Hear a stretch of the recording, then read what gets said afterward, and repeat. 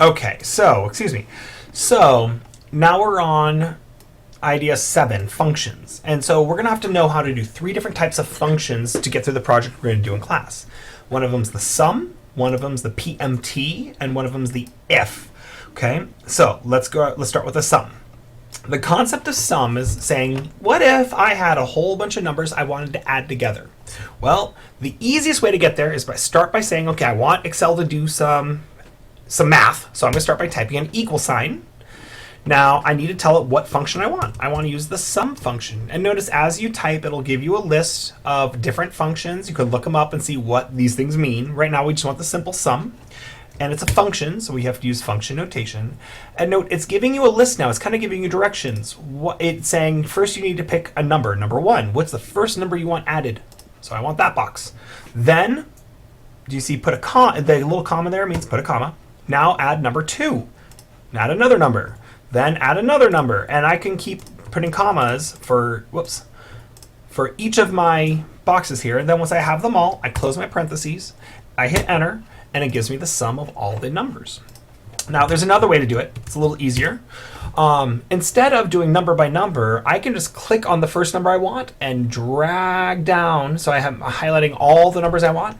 And notice it's the notation it's using. It's saying add all the numbers, sum all the numbers from A1 to A8. So it's using a colon and then saying A8. And that will give me sum of all the numbers. Now, I close my parentheses, I hit enter, and it does the same thing. So those are 2 important notations. Okay, so we're going to work on the payment. Now, this one's a little interesting, PMT. Now, notice it's asking for the rate. The rate is a little different. So let me give you an example here. Let's say we are going to pay 5% interest on a $400,000 house.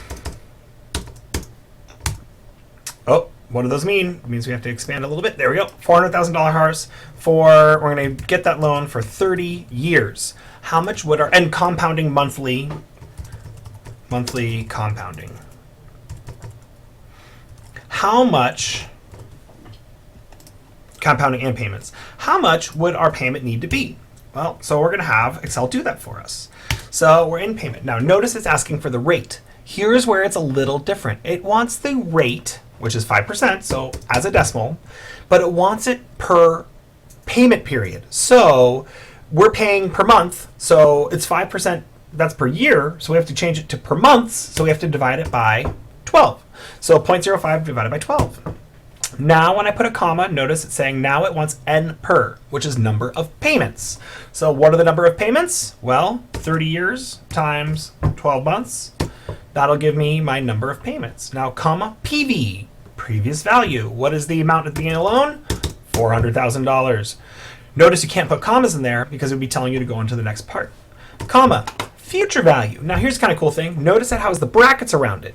What it's saying is if you don't put anything in there, it's going to assume it's 0. So I'm going to put 0 there just for a second. Now, notice the type.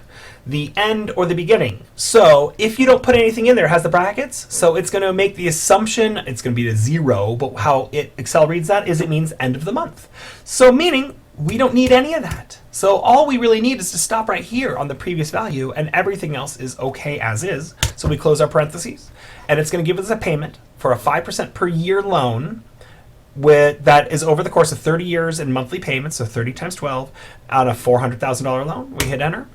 And there is our payment. Notice it's in red and in parentheses. So if I go to format my cell, and I have to wait, there we go.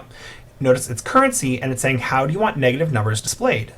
It wants it as parentheses and in red. So if I change that to our more standard type, I hit OK, so there you go.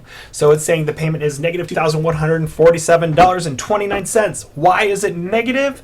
Perspective of your pocket, just like the TI calculator. Okay, hope that one made sense.